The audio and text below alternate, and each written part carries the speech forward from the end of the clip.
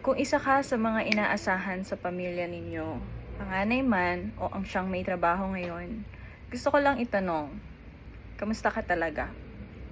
Alam mo, madalas nating marinig ang mga katagang, swerte niyan, may katulong na ang mga magulang niya sa gastusin. O kaya naman, ang galing naman, siya yung bumubuhay sa pamilya niya. It's a badge of honor in our culture, di ba?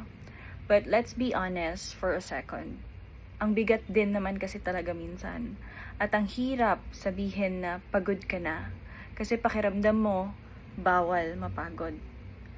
Bawal kang mapagod kapag maraming umaasa sa'yo. Hi everyone! Ako si Doc Rog. At sa video na ito, pag-uusapan natin ang isang bagay na madalas nating itago dahil sa hiya o sa takot na baka mairita sa atin ang pamilya natin. Breadwinner burnout. Sa psychology, we sometimes call this parentification o ang tinatawag nating taga-salo dynamic. Ito yung sitwasyon kung saan ang isang anak o kapatid ang pumapasan sa mga responsibilidad na dapat ay sa magulang. Tulad ng bayarin sa kuryente, tuition ng kapatid, o kahit yung pag-aayos ng away sa bahay. Poverty and economic struggles make this very common sa ating mga Pilipino. Out of love, we take on the burden. At dahil mahal natin ang pamilya natin, we ignore the signs of mental exhaustion. Iniisip natin na kailangan kong magtiis para sa kanila to. Here's the truth. As a mental health professional, being strong doesn't mean you don't feel pain.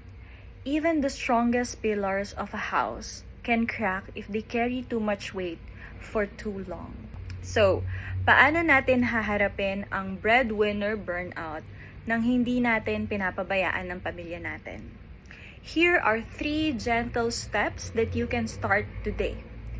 First, baguhin natin ang meaning ng salitang pahinga. Pahinga is not a reward for working hard.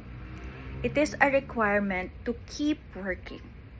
Hindi ibig sabihin na tamad ka o kaya naman madamot ka kung matutulog ka ng maaga o kung hihindi ka sa isang dagdag na gastusin na hindi naman emergency. Second, communicate your capacity.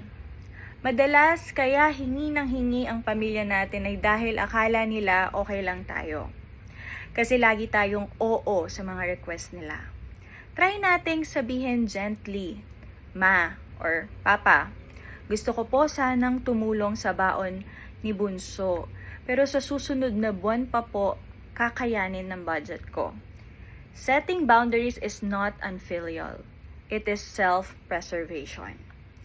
And last, pangatlo, magtira ka para sa pangarap mo. Your life is not just a safety net for others.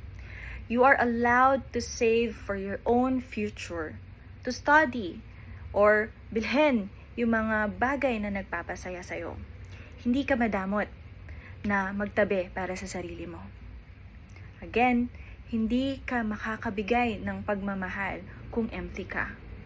You cannot pour out something from an empty cup. Dear kapwa, helping your family is beautiful, but you cannot give what you do not have. Mas makakatulong ka sa kanila kung malakas yung mind mo and yung physical mo. Kung nakaka-relate ka sa video na to, please leave a comment below. Let's make this comment section a safe space for breadwinners to encourage one another. Again, ako si Doc Rog. Let's take care of our mental health dahil mahalaga ka. Kita-kits tayo sa susunod nating video. Bye!